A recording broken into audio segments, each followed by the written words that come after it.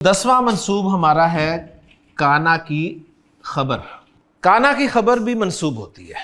انہو کانا توابن، کانا ماضی ہے فعل اور اس کا مضارع ہے یکونو، اس کی اصل تھی کوانا، یعنی اس کے روٹ لیٹرز تھے کاف واو نون اور یہ فعلا کے وزن پہ تھا کوانا۔ کانا کی اصل تھی کوانا اور پھر کوانا سے بن گیا کانا۔ کانا کا مطلب ہے وہ تھا، اور اس کا مضارع جو میں نے بولا ہے وہ ہے یکونو، اس کے معنی ہے وہ ہو جائے گا، وہ ہے۔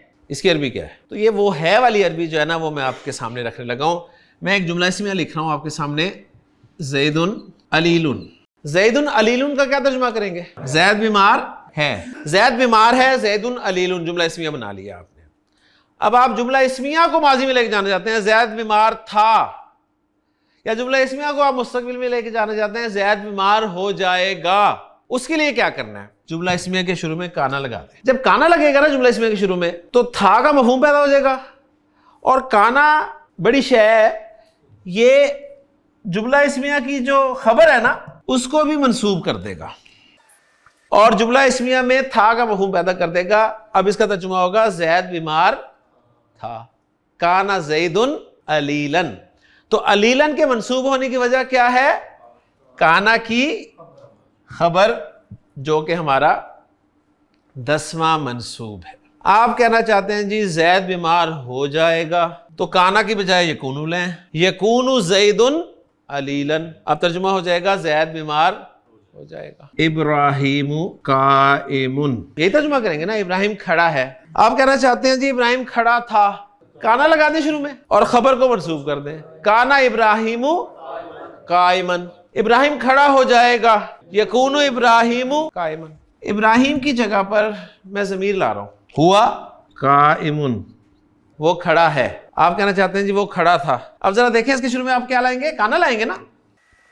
اب یہ تو آپ کہہ نہیں سکتے کانا ہوا قائم، کانا ہوا قائمن تو نہیں کہہ سکتے نا، کانا بھی کہہ رہے ہیں، ہوا بھی کہہ رہے ہیں۔ وجہ نوٹ کریں، کانا کیا ہے؟ فعل ماضی ہے نا، تو کانا کے اندر تو ہوا صاحب پہلے ہی موجود ہے، تو اب آپ اس ہوا کو نہیں لائیں گے، اب آپ کہہ دیں گے کانا قائمن، وہ کھڑا تھا۔ کہیں گے جی وہ کہاں ہے؟ کانا کے اندر۔ کانا کا استعمال اتنا اہم ہے، اتنا اہم ہے، آپ کو ترجمہ کرنے میں پریشانی ہو سکتی ہے۔ اللہ غفور، اللہ بخشنے والا ہے، یہی ترجمہ کر رہے ہیں نا، کان اللہ غفورن۔ قرآن مجید میں آپ کو ایسا مل جاتا ہے تو آپ کہیں گے مسئلہ ہی کوئی نہیں جی، کانا آ گیا، پڑھا ہوا ہے ہم نے، یہ اسم ہو گیا کانا کا، اور یہ کانا کی خبر ہو گئی، منصوب ہوتی ہے، منصوبات فٹ ہو گیا۔ لیکن جب آپ ترجمہ کرنے لگتے ہیں آپ پریشان ہو گئے کہ کان اللہ غفورن کا ترجمہ ہم تھا میں کیسے کریں، پھنس گئے نا۔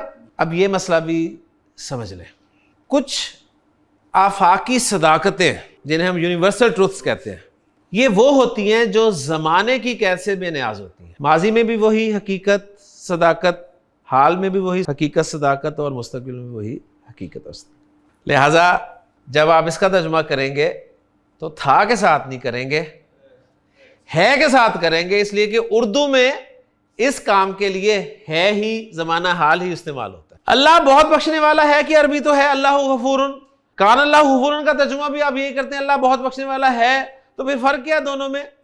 فرق یہ ہے کہ یہ سمپل خبر دی جا رہی ہے اور یہاں پر بتایا جا رہا ہے یونیورسل ٹروتھ کو پروف کیا جا رہا ہے، یعنی زیادہ زیادہ آپ یہ کہہ سکتے ہیں کہ اللہ ہمیشہ سے ہی بخشنے والا ہے۔ اس لیے آپ دیکھیں سورۃ النصر کے آخر میں فرمایا انہو کانا توابا، وہ تو ہے ہی توبہ قبول کرنے والا۔ اور ہر جگہ پہ یونیورسل ٹروتھ والا ترجمہ نہیں کریں گے آپ، کہیں ہو جی کانا ابراہیم قائمن تو آپ کہیں گے یونیورسل ٹروتھ، ہر جگہ یونیورسل ٹروتھ نہیں ہوتا کہ ابراہیم کھڑا تھا، کھڑا ہے اور کھڑا ہی رہے گا، ایسی بات نہیں ہے۔